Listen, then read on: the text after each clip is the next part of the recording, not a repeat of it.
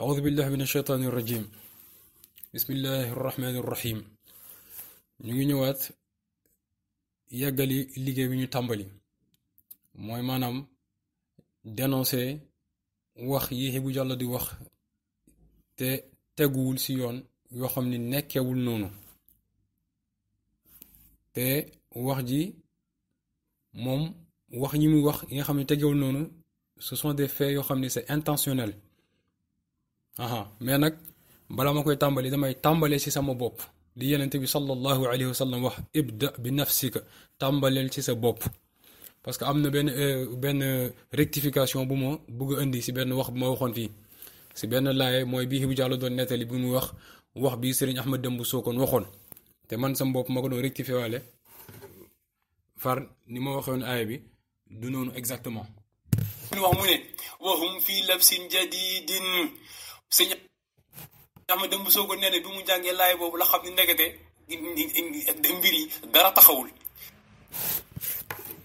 kon fii maa ngi ne mu ngi ne wahum fii labsin jadidin waaye déedéet tëb naa min xalqin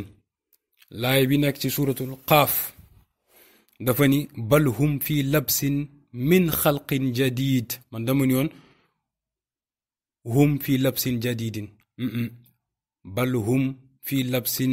min xalqin jadid kon min xalqin laa waroon indi moo ko bi mooy rectification bu ma waroon indi pour man corriger sama bopp ak tamit keneen ku ko mënoon dégg nga jàpp ni li ma waxoon noonu la fekk du noonu lii mooy wax ju correct bi bal hum fii labsin min xalqin jadid te Hibou Diallo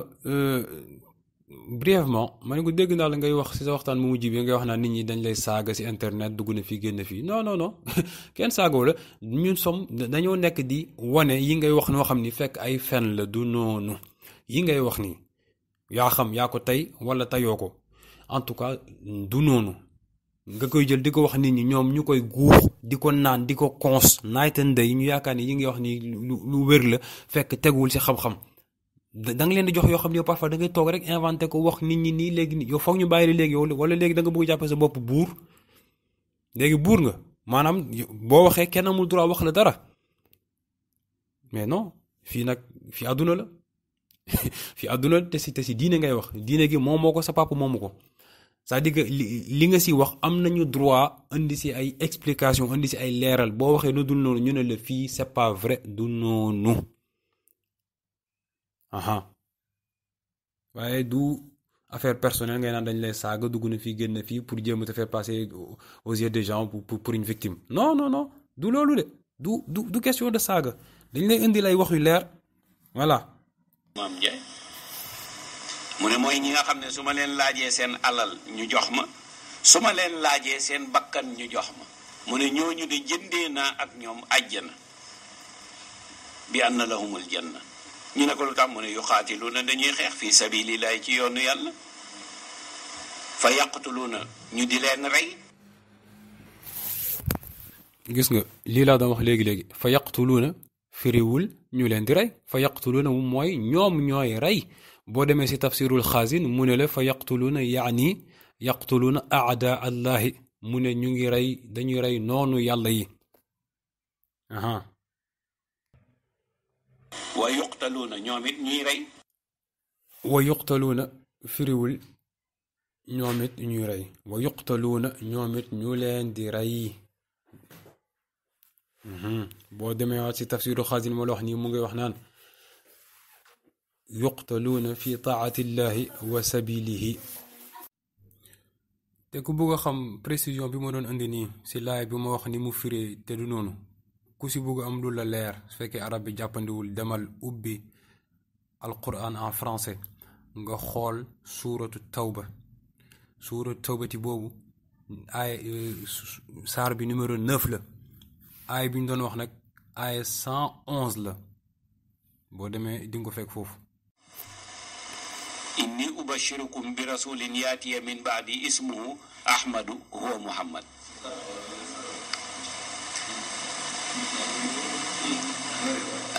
inni ubashirukum bi rasulin yaatiya min baadi ismuhu ahmadu huwa ahmad tijaani kooku Cerno Yaxya li moomu ko njëkk a wax. Ah baaba neexul a firi nag waaye firil ma ko ca mbaax ga nag waaw du yonent de Cheikh Sidi Ahmad Tidiane du yonent nag waaw du yonent pour ki may déglu foog ni dama bon be bëgg koo defub yonent du yonent du saxaaba. mais léegi Ibou Diallo sa wax ji noo ko mënee wax nga ni yow da ngay firi aaya bi ci suuratu safi wa id qaala isa ibnu maryama ya bani israila inni rasulullahi ilaykum musaddiqan lima bayna yadayya min altawrat wa mubashiran bi rasulin yaati min bacdi ismuhu ahmadu nga ni ahmadu boobu nga teg si nga ni huwa ahmadu tijjaani mais à partir du moment nga dugalee nga ni ahmadu boobu huwa ahmadu tijjaani mooy moom dong huwa boobu noonu kooku ki ñuy wax huwa moom dong kan la ahmadu tijjaani bii mais loolu soo ko waxee yow léegi nit koo xam ni moom xamul tariqa nekkul tijjaan xamul dara si tariqa alquran la jàng mu dégg la ngay wax nii nga yaakaar ne kooku dina xaar nga yeggal sa wax ji naan noo du yonent dugg na fii génn fii kooku day naan yow yéefar nga dina la saaga tijjaan yëpp su boobaa nga tooñ cheikh tooñ tijjaan yëpp yow mi di wootewu taalibe cheikh nga xam ne da nga waroon fekk fu ñuy tooñee cheikh nga koy défendre léegi boo fexee ba nit ñi di tooñ cheikh wala nit ñi di ko saaga yow foo jëm te li nga wax nii c'est pas vrai nga ni huwa ahmadu tijjaani firiwul moom mooy ahmadu tijjaani déedéet ahmadu boobu na ñuy wax turu yonent bi la ndax yonent bi sallallahu alayhi wasallam ci kaw ahmad lu tudd te lii nga bëgg wax nii te déggoo ko encore une fois ngand ma ponkal ma Cheikh Seydil Hadji Abdul Hamid leeral na lii nga bëgg wax nii nga bëggoon ko répété te mënoo ko répété ndaxte lan la Seydi Cheikh Al Hadji Abdul Hamid wax dafa ni ahmadu boobu noonu junj nañ fa cheikh junj la wax ba pare mu teg si prudence am pour wane ni mu prudent parce que xam na nit ñi parfois mun nañu guuxoo xam dem nettale ko nu mu nekkeewul il est tellement prudent mu teg si mu ne waxuma moom lay firi de dama ne junj nii la ko waxee si gàmmu dafa ni waxuma moom lay firi de dama ne junj nañ ko foofu junj yow nga jël wax ji daaj ko nii nit ñi ne huwa ahmadu tijjaani soo waxee huwa ahmadu tijjaani loolu muy firi keneen duggul ku dul cheikh te loolu wérul ba pare nga teg si nga ni Ceerno Yaxya lii moo la ko firil Ceerno Yaxya sañul wax loolu parce que boo waxee loolu yaa ngi wax loo Ceerno Yaxya ne que place yonent bi la jël teg fa cheikh or Ceerno Yaxya du def loolu ndaxte ba tey ngand ma ponkal ma Cheikh Seydil Hadji Abdul Hamid mu ngi ñuy jàngal mu ne bii Ceerno Yaxya lii jógee sa aj ba dugg si terrain ba dajeeg doomu Mouhamad Nadif fii bi dëkkoon Maroc doon bindanteeg Cheikh Seydil Hadji Malick ay leetar mu ne mu dajeeg doomu Nadif yi cax Ceerno Yaxya ne ko noo jàppee Seydi Cheikh Ahmed Tidiane mu ne Ceerno Yaxya tontu ko ne ko du maasum maanaam du yonent doomu Nadif yi tontu ko ne ko foofu rek laa doon xaar du yonent de du maasum kon Ceerno Yaxya sañu la wax loolu xëy na kay ni mu la expliqué wala li nga dégg Cheikh Abdoul Hamid di ko expliqué mënoo ko dégg nga bëgg ko leeral soo bëggee duufal lillahi bàyyil sa affaire yi ngay wax bul dugg si tarixa bi di wax yoo xam ne amul ba ku xamul di ñu saaga wala di ñu tooñ dégg naa am na benn waaye bu nekk Amérique di saaga Tijaani à cause de yow. waaw jeex na xanaa wax day jeex ku dul ñii nag moo la gën waaw. Baye Niass mii xalifaam bi jógee fi Ceerno Yaxya li moo ma nettali ci gémmiñam te xam ngeen ne Baye am na dara ci yàlla de am na ko wala amu ko am na ko wala amu ko waaw kañ ku gis dëjëy waaw kañ ku gis dëjëy doomam bii nga xam ne am na lëf le waaw kañ Ceerno Yaxya nee na toog na bés di waxtaan ak Baye mu ne Baye ne ko man Seydina Cheikh daf ma jaaxal mu ne yàgg na mu ne loolu mu ne ca 1940 yàlla xam nga loolu yàgg na mu ne boobu la faydu bi door a tàmbali mu ne boobu benn néegu ñax la Baye am mu ne moo dëkkoon ci néegu ñax bi man ma dëkk ci seng ba maag sëñ Aliou Cissé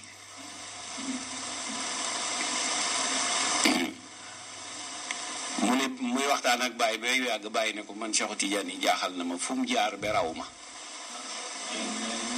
xoolal loolu xam nga fit la. xam nga sa waxu dof yi ngay nettali nii teguwul fenn déjà fii am na ñaari waxu dof am na ñaari fen parce que nga ni Ceerno Yaxya moo toog ak Baye ci 1940 bi faydu bi tàmbalee c'est pas vrai Baye Niass faydu bi mu ngi ko woote en 1930 un deux yo nga ni Ceerno Yaxya dafa toog ak Baye ne ko xamul lu mu def ba Seydi Ahmad Tidiane raw ko ba pare yow nga teg si nga ni loolu fit la loolu du fit réer la yow mi ko woowee fit da nga réer xam nga luy réer ci kaw réer moom nga def ni yow da nga fekk nit ku wax ju réer wax koo xam ni waxu nit ku réer la nga tegaat ci beneen wax bu réer encore moom su waxee ne nga xamul fu Cheikh jaar baraw ko loolu du fit réer la parce que Seydi Ahmad Tidiane boo ko xamee waxuma la sax xam parce que kenn mënu ko xam ku dul maamam sallallahu alayhi wa sallam waaye boo ko gëmee da ngay xam ni wax ji normalement waroo ko sañ a wax ci moom parce que waxuma la sax ku nekk taalibeem boo demee sa kashful hijab am na benn nit buy nettali Seydi Sukayri muy nettali nit koo xam ne du sax tijaan beneen tariqa la nekk waaye yàlla defal na ko fatxu kooku noonu muy nettali mu ne moom xam na ni ajuwul si tariqa tijaan waaye xam na ni lépp li muy jot si yàlla mu ngi jóge si Seydi Cheikh Ahmed Tidiane alors que kooku du tijaan kon léegi taalibe tijaan bi nan la sañee toog wax ni xamul nu Cheikh def baraw ko te Cheikh deful de yàlla ko defal Cheikh deful yàlla ko defal yow ba pare nga jug wax ju mel nii non seulement nga sañ ko nettali ba pare teg si ne Baye dafa am fit yow xanaa da nga fàtte ne am na nit yu lay setaan parmi ñi lay setaan am na ñoo xam ne xamuñu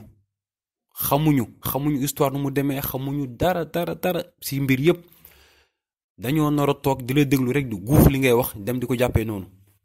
parce que ñoom ñu ngi jàpp ne ndeysaan li nga leen di wax ni lu wér la mais xamuñu te puisque xamuñu li nga leen di wax loolu la ñuy jàpp kon mënuñu la bàyyi tamit ngay wax n'importe quoi muy dem nit ñi di ko guux di ko consommer ñu yaakaar ni noonu la night and day ñu nekk si alors que c'est faux kooku mënta nekk même bu la naqaree yéegal 100e étage nga tëb waaye saa yoo waxee loo xam ne nu dul noonu fokk ñu rectifier ko il faut que ñu rectifier ko parce que nii lay déglu ay mbindeefu yàlla lañu ay jaamu yàlla lañu ñoom it duñ leen bàyyi rek nga leen dugal ci réer boo xam ne taxawul fenn ñoom it ñu nekk ci réer boobu yaakaar ne ndeysaan ñu ngi jàpp ci lu wér alors que c'est faux. foofu ca maam Ibrahima la làqatu def demandam dinaa ci ñëw ci biir wax yonent bi accordel ko la tax ma ne ca maam Ibrahima la làqatu bu mu bëggee maqamatul uzma bii muy xutbul fardul jaami ba mu ko bëggee nekk dafa njëkk a bëgg nekk bokk ci mafatihul kunuz yi ba yéeg ci maqaam bi mu yéegee ci maqaam bi nag mafatihul kunuz yi ay xutbu lañ waaye aqtaab yii nag ñoo leen ëpp doole doo ko xam nag fekk bokkoo ci boo bokkee ci mafatihul kunuz yi ngay yëg ne aqtaab yi ñoo supérieur mafatihul kunuz yi boo bokkee ci aqtaab yi ngay yëg ne yaa supérieur ñii waaye fekk bokkoo ci doo ko xam ndax dañuy niroo su ñu mel ni ministre simple ak ministre d'état du benn léegi nag ñuy dem di dem ba Seydina Cheikh radiyallahu taala an yëg ne ndekete aqtaab yi ñoo supérieur mafatihul kunuz yi mu wax maamam ne ko man sama yéene du woon ñu di ma yilif man dama bëgg nekk ki yilif ñëpp maamam ne ko maqaam la boo xam ne boo ko xesee yéeg nag jeex na dootoo mën a bokk ci ñële mu ne ko loolu mënul nekk yow loo bëgg ci yàlla def ko yëg naa ko Seydina Cheikh ne yonent bi yow yëg naa loo bëgg ci yàlla def ko ndax bëggeel gu mu am ci yow yonent bi ci kersa gi mënu ko laaj yàlla Cheikh Seydi Ahmad Tidiane fëgg maam Ibrahima moo tax ci tariqa bi ñu naan la tariqatul ahmadiya ibrahimiya muhammadiya ahmadiya. Ibou encore une fois yaa ngi gonfléti li ngay wax nii c'est faux déjà yaa ngi commencé di wax naan mafatihul kunuz yi ay xutbu lañu après nga ni mais xutbu yee ñoo leen ëpp doole mais yaa ngi jaxaw si sa wax ji Seydi Ahmad Tidiane dañ la jàngal ñu ne la bi mu tàmbalee dafa bëggoon bokk si mafatihul kunuz parce que dafa foogoon ne mafatihul kunuz ñoo ëpp doole xutbu yi mu dem liggéey ba yàlla may ko mu nekk mu bokk si mafatixul kunuuz yi bi mu demee nag ba bokk si ñoom si li yëg ni xut bu ndekete moo ëpp doole mafatixul kunuuz yi mu jugaat su tàmbaliwaat encore nekk dem di wut xutbaaniya te li nga wax ni nga ni moo tax tarixa bi ñu tuddee ko Ibrahimiya c'est pas vrai c'est faux nga ni parce que li mu jaar si maam Ibrahima pour mu mun a yëg si xutbaaniya c'est pas vrai tariqa bi li tax ñu tuddee ko Ibrahimiya Cheikh Seydi El Hadji Omar al Fouti radiyallahu taala anhu mu ngi koy jàngale ci téereem bi ñuy tuddee Rimaax boo demee ci biir téere bi mu ngi wax nii innama summiyat Ibrahimiya mu ne ñu ngi ko tuddee Ibrahimiya lil ishaarati ila أن الله تعالى جمع له رضي الله تعالى عنه وأرضاه عنا به بين مقامين المحبة والخلة mu ne soo gisee tariqa bi ñu tuddee ko Ibrahimiya parce que fii mu ngi expliqué lu tax ñu koy tuddee Ibrahimiya mu ngi njëkk indi référence yi si alquran ba pare mu indiwaat mu ne wa thaniha yaa ngi dégg te ñaari benn si exemple mu joxe bokkul li nga wax nii mu ne wa thaniha إنما سميت إبراهيم للإشارة إلى أن الله تعالى جمع له رضي الله عنه وأرضاه النبي من بين مقامين المحبة والخلد mu ne li tax ñu tuddee ko Ibrahimiya bokk na si raison yi tax ñu tuddee ko Ibrahimiya mise à part yee mu indi si ay alquran yi ñu tudd maam Ibrahim ak tariqa bi Muhammad yi mu ne li ko sunu borom mu ne yàlla sunu buur yàlla sunu borom dafa boole leen Seydi Cheikh Ahmed Tidiane ñaari maqaam yan almahabbatu ak xullatu mu ne loolu nag mu nekk wiraasa boo xam ni mu ngi ko jëlee si yonente bi sallallahu alayhi wasallam yaa ngi dégg wax ji mu ne parce que yonente bi sallallahu alayhi wasallam moom ne wax kan alxabib moom mooy soppe yàlla bi maam Ibrahima nag moom mooy kan alxalil xaritu suñu borom mais nag Seydina Cheikh Ahmed Tidiane dafa donn ñaar yooyu dafa nekk soppe yàlla nekk xaritu yàlla moo tax mu tariqam bi dellu nekkaat muhammadiya ibrahimiya lii mooy explication waaye du li nga doon wax sànq di duufal naan dafa dem jaar si maam Ibrahim pour mu mun a nekk si xutbu yi. Ahmed Tidiane ci la toog ne bu amee ku ma xam ci kaw suuf bu amee ku ma xam man yaarifuni wahdi sama maam rek a ma xam sallallahu alayhi wa sallam waaye kenn xamuma ci kaw suuf. saa waay yaa ngi gonflé de Seydi Cheikh Ahmed Tidiane musul wax li musul toog ne su amee ku ma xam sama maam rek a ma xam man yaarifuni wahdi déjà li nga wax ni jubul waxul loolu de wax ji dafa ni man yaarifni fal yaarifni wahdi lu muy firiwul sama maam rek a ma xam de dafa firi képp ku may xam man dong ngay xam doo xam cheikh di xamaale keneen boo koy xam moom dong ngay xam kase yow mi taalibeem si cheikh rek ngay xool doo taalibe Tijaan du xool feneen du yor leneen du toppatoo keneen beneen sëriñ lu mu am na fab ñun cheikh rek mooy ki ñu doy radiyallahu taala anhu wax ji loolu lay firi cheikh ni ku koy xam moom dong ngay xam doo si boole keneen waaye waxul ni ko maamam rek ko xam bàyyi nit ñi ngay lëre waaw boo xamul bul wax loolu firiwul loolu nee na bu koy xam moom dong ngay xam man yaarif nii fal yaarif nii wahdi kii ponkal ba ngand ba kii dégg cheikh kii maanaam kii dégg waxu cheikh xam nga nit ñi àdduna bi mënuñu dégg waxu cheikh waxu cheikh ki ko dégg xam nga ci suñ jamono ji mooy cheikh Seydil Hadji Abdul Hamid moom moo dégg waxu cheikh di ko dimbali nit ñi di leen dimbali ñoom it ñu mun si dégg as tuut waaye yow da ngay jóg rek di falaxe nii di wax lu la neex yow en fait du koy wax lu la neex te xam nga di tegoo ko fenn parce que jàngoo ba pare nga bëgg a wax jàngoo en fait ku la dégg te sincère te sérieux xam na ni jàngoo lu la neex ngay wax da nga yàgg këru rek ay waxtaan nga jël dajale yooyu yëpp affaire bi lu tax nag mu jaxasoo lënt si bopp nit ñi ñoom xamuñu ndeysaan dañ lay dégg ngay wax puisque xamuñu dañ lay dégg ngay wax ñu jàpp ni li ngay wax nii lu rëy la lu wér la yow it xam nga dem non mais yow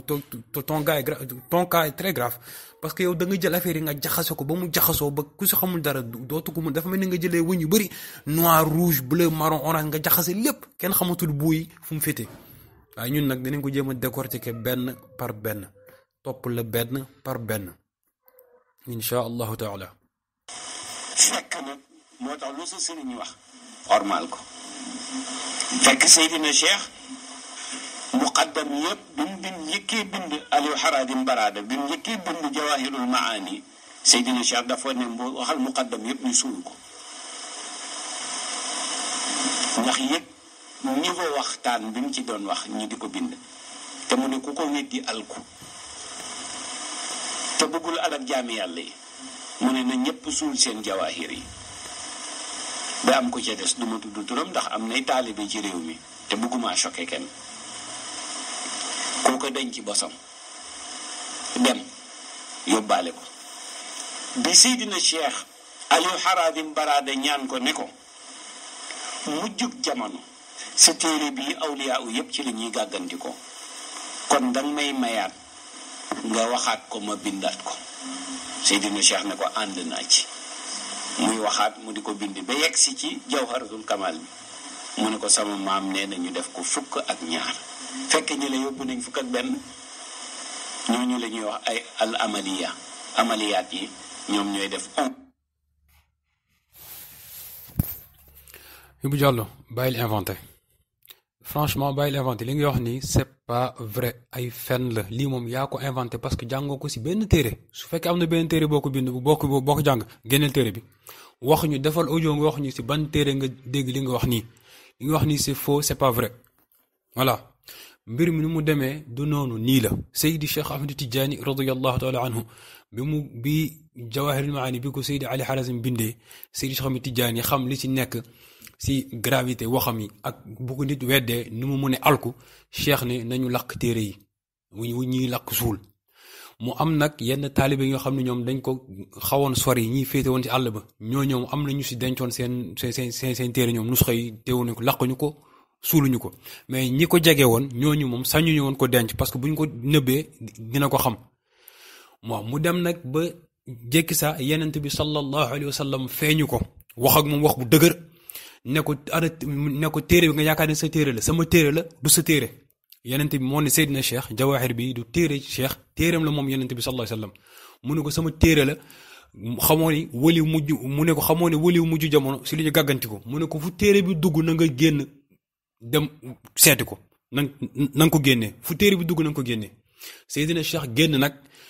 waaw mu génn dem wax ak taalibe yi ne leen ba am na ñu dencoon yenn nusxa si téere bi gars yi ne ko waaw ñun kay ñi lay jege ñoo sañul woon denc waaye am na mbokk taalibe yu sori ñu xaw a nekk si àll ba ñoom denc nañu mun alhamdulillah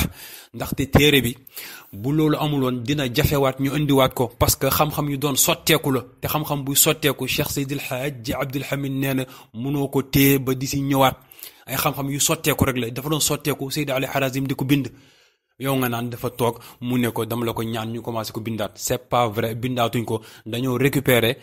version yi yenn mbokk taalibe yi yóbboo ñu dencoon ko ñoom ñi nga xam ne ñoom ñu ngi ko téye woon Seydina Cheikh dafa ne alhamdulilah ba gars yi ñu ngi téye seen téere ba lakk ñu ko woon aha ñii la demee bàyyil gonfle histoire yi ngay inventé loo xam ni amul taxawul fenn ah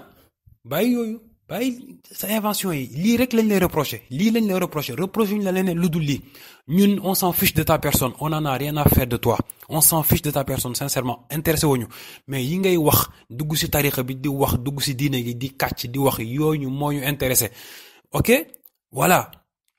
bul jéem a dem di fen naan yow non yow tu ne nous intéresse pas mais li ngay wax moo ñu intéressé parce que li ngay wax da nga dugg ci loo xam ni moo ko sa bàyyi moomu ko muy diine gi ak tarixa bi loo ci wax nag lu dul noonu dinañu génne la dangay fen aha ci la yéeg nag moom Seydina Cheikh ci maqaamatul xatmiya ak katmiya mu ci yéeg ci intervalle 4 heures de temps ci la yéeg ci maqaamatul xatmiya yéeg ci maqaamatul katmiya muy maqaam yu kenn mosul yéeg te kenn dootu ci yéeg ila yawmil xiyaamati intervalle 4 heures de temps ci la ci yéeg ci ñaari maqaam yëpp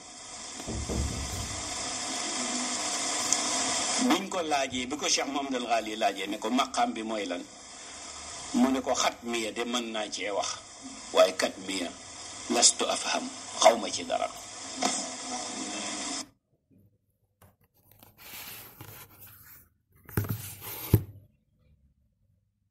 mu ne ko maqaam la boo xam ne xawma ci dara mu ne ko wutul sama maam xamu ci dara mu ne ko xatta man Cheikh Tidiane xawma ci dara ci la ko waxee woon nag booba mu nga sowandu ci ngegenaayam li muy waxtaan ak Cheikh Mamadou Ghali yëpp mu ngi sowandu ñii ci ngegenaayam di ko Cheikh Mamadou Ghali di laaj ci maqaamaat yooyu maqaam yi nga yéeg tey lan la mu di ko wax ba yegg si nag ne ko maqaamatul xatmiya de mën naa cee wax waaye maqaamatul katmiya mënuma ci wax lastu afaam xamuma ko mu ne ko wa amal xatmiya qadamayya haatayya ala raqabati kulli waliya mu ngi toog mel ni kuy naan kafe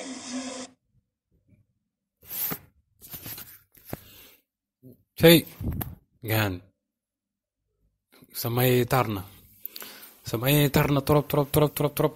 nga ni Seydina Cheikh Ahmadou Tidiane radiyallahu anhu mu ngi yéeg si xatmi ak katmi si intervalle 4 heures de temps lii da ngay fen parce que mosoo ko jàng fen ay sóob la lii fen yu tàng jër la waaw fen nag tuddul neneen nu dul fen wax naa la ko parce que mënuñu ko woowee neneen fen la tudd kon dañuy naan fen la mënuñu wax ni ko noonu dafa juum parce que jàngoo ko ba juum ko li nga wax ni jàngoo ko si benn téere ba pare nga teg si nga ni Seydina Cheikh nee na waaw maqaamu xatmiya moom qadamayya haatayya waxoon naa la bële passé kenn du wax qadamayya haatayya qadamayya haataani te qadamayya haataani boo ko bëggee firi am na da ngay naan xatmiya ak katmiya yow nga naan xatmiya bi la déedéet du xatmiya te déjà li nga wax ni premier fen bi ma lay wax fii nga ni mu ngi yéeg si ñaari si intervalle 4 heures de temps ce n'est pas vrai boo demee si Bughyatul Mustafid bu Seydi Arabi ibn Saalih mu ngi expliqué mu ne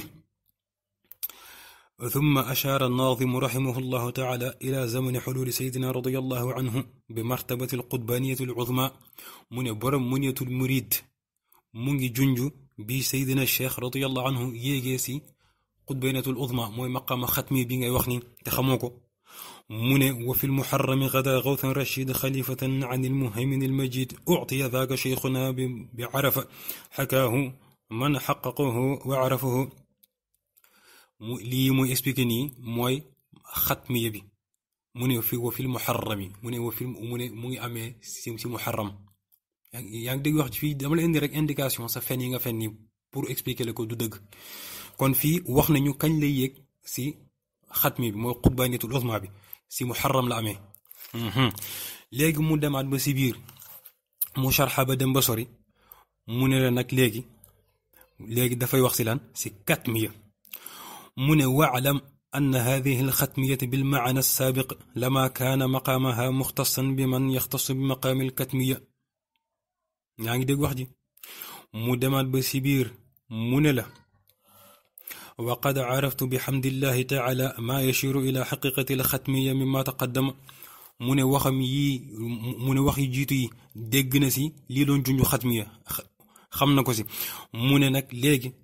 سنذكر لك مما يشير إلى حقيقة الكتمية في الكلام على البيتين من لغي دنج لاي واخ نك بان واخ مو جونجو كتمية سبير قصيده مانام سبير منيت المريد داف لاي اندي واخ جي جونجو كتمية من واخ جوجو لا من في مولا اسبيك من وبعد شهر وليال وبعد شهر من وبعد شهر وليال ارتقى إلى مقام العزيز المنتقى مقامه المقتوم عن كل الوراء سوى النبي ما وراءه وراء في لمو يسبيك من له وبعد شهر جنا وير أكي قدي وليال ارتقى إلى مقام العزيز المنتقى من سبوب لا يكسي مقام بي من مقام بو موي بان مو لاكاي فيريلات من مقامه المكتوم عن كل الورى كون katmiya bi mu ngi si yéeg weer ak i fan ginnaaw bi mu yéegee si xatmiya yow ngay taawi di ñoddi di dul naan 4 heures de temps ce n'est pas vrai ku bëgg nag vérifier li may wax ni demal ubbi Munyatul Murid soo ko amul nga wut Bughyatul Mustafid bu Seydi Arabi ibn Saalih di nga ko fekk foofu dégg nga wax ji mu ne wa ba'da shahrin wa layaalin irtaqa ila maqaami al-aziz al-muntaqa مقامه المكتوم عن كل الوراء mu ne ginnaaw weer ak yi guddi si la yéeg si maqaama bii ban maqaama mu ne maqaamihil maktumi an kullil wara après bi mu yéegee si xatmi bi weer ak lu teg bi mu yéegee si xatmi bi yow nga naan 4 heures de temps ce n'est pas vrai bàyyil taw yi bàyyil ñoddi baaxul